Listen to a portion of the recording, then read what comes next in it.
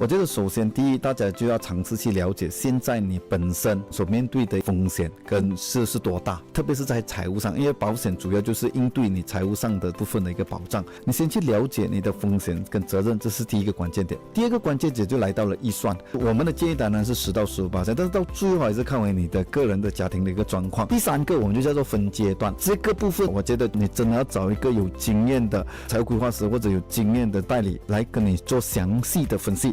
before 你做决定要买什么先，当你还做决定买什么之前，记得不要以哪一个比较划算的一个角度，从理财的角度永远是看到其实我面对什么样的一个风险，什么潜在的一个风险，我如何让我有限的钱去做到最大化啊，这个才是最关键的一个东西。